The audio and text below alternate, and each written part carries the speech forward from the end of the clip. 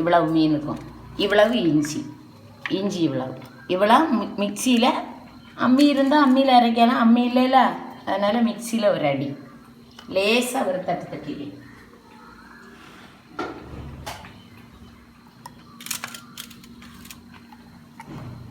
நான் அரைச்சி வச்சிருக்கேன். இஞ்சியும் வெள்ளைக்கூடையும் சின்ன உள்ளியையும் அரைச்சி வச்சுருக்கு. வெள்ளைக்கூடெல்லாம் இதுக்கு சேர்க்கக்கூடாது. காந்தாரி மிளகு இதை எண்ணெயில் போட்டு நல்லா வதக்கணும். வதக்கிட்டு இதையும் போட்டு வதக்கணும். குடம்புளி போட்டாக்கும் கறி வைக்கி 4 குடம்புளி. முதல்ல அந்த தண்ணியை விடணும், 2வது இதை போடணும்.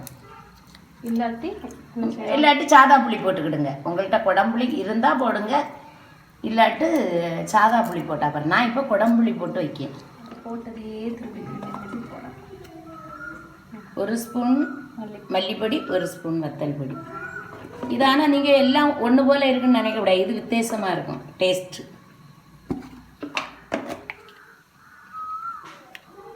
மஞ்சள் பொடி கொஞ்சம் நல்ல மிளகு பொடி போட்டுக்கலாம். 1 ஸ்பூன் நல்ல மிளகு பொடி. ஆனால் காந்தாரி மிளகு, அந்த மிளகு பச்சை மிளகு போட காரமாக தான் இருக்கும், நல்ல டேஸ்ட்டு. தேங்காய் எண்ணெய் இவ்வளவு அளவு. உங்கள்கிட்ட என்ன தேங்காய் இருந்தாலும் நீங்கள் ஊற்றிக்கிடுங்க.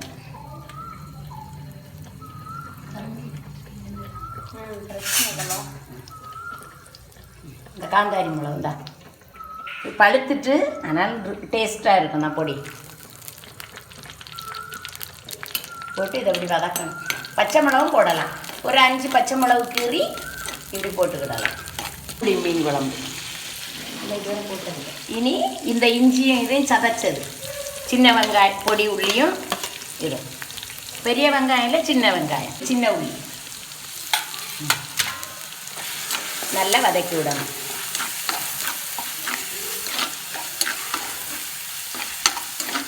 பூண்டெல்லாம் போடக்கூடாது, வெறும் இஞ்சி இந்த வெங்காயத்தையும் இந்த சின்ன உள்ளியையும் ஒரு தட்டு தட்டிட்டா போதும். சூப்பராக இருக்கும், ஒட்டாது. ஆனால் இது விலை 200 300, ஆனால் வெடிச்சிடும். சட்டி வெடிச்சிடும்.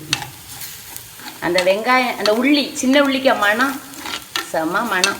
இனி நம்ம என்ன வச்சிருக்க, மஞ்சள் பொடி, வத்தல் பொடி போட்டாச்சு. அதை என்ன செய்யணும், கிண்டி கொடுக்கணும். கொஞ்சம் பச்சை வாடை போட கிண்டி கொடுக்கணும். அப்படியே உருண்டு வந்துடும். அது ஒன்று கூட ஒட்டாது. இப்படி சட்டி கிடச்சுன்னா வாங்கிக்கிடுங்க, கிடைக்கும்னா வாங்கிக்கிடுங்க. இதே மாதிரி சட்டி. உப்பு போட்டாச்சு, அளவா.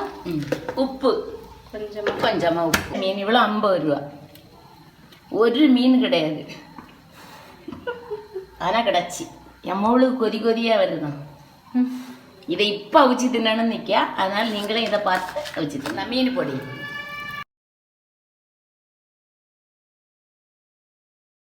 வந்துட்டா, இப்போ வந்துடுவா.